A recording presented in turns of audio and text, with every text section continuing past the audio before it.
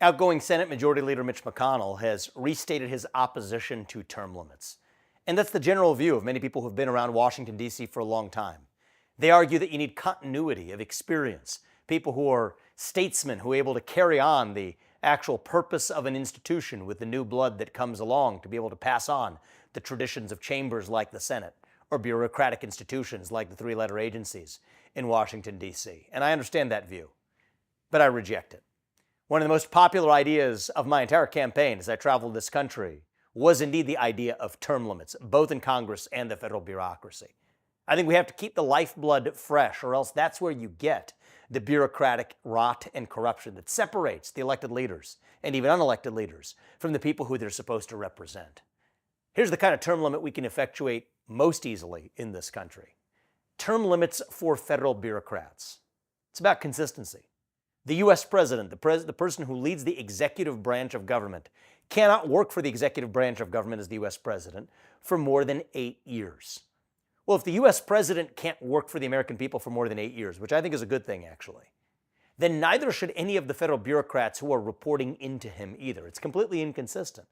The reason the people who we elect to run the government aren't really running the government, including even the U.S. president in many cases, is that permanent state underneath that elected representative is able to use their entrenchment to be able to frustrate the will of the people.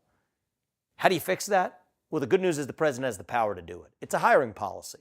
The basic hiring policy is to say for most positions, and you could have certain exceptions, but for those few exceptions where continued expertise is needed over more than an 8-year period, for most positions, the hiring policy of the federal government should be, we're going to match the term of a federal bureaucrat to the term of the person who leads that bureaucracy.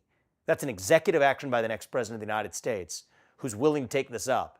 And I do think that will be a positive development for our country and for our constitutional republic to restore power to the people who we actually elect to run the government, in this case the U.S. president, than that federal bureaucracy. That's the kind of term limit that's most urgently needed. It's also the kind of term limit that we can effectuate without having to go through Congress, which is important. Talk about term limits for Congress, you run into a different problem. It's a chicken and egg problem, and it goes like this. The very people you're trying to term limit out, the congressmen and senators, many of whom have been there for decades, are the very people who have to vote for those same term limits against their own interest. How do you get around that chicken and egg problem? Well, I'm a businessman, and I do think that we could use more of a business mentality in the way things work in Washington, D.C. Human beings respond to incentives. And sometimes that's ugly in the result that has, but at least use that in our favor to do the right thing for the country. Here's how that would work. I think the next U.S. president has an opportunity to tell people in Congress, look, we want to implement term limits, say 3 terms for Congress, 2 terms for U.S. Senate. But the people who vote for it, or the Congress that actually passes it, will not be subject to that. Future members will be bound by it. Somebody who's elected into a role after a current congressman, or a congressman who steps down and then is replaced, it'll apply to the next generation of congressmen, but not the people who are already there.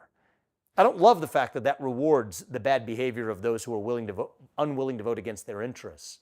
But sometimes that's what it takes in order to actually get the job done.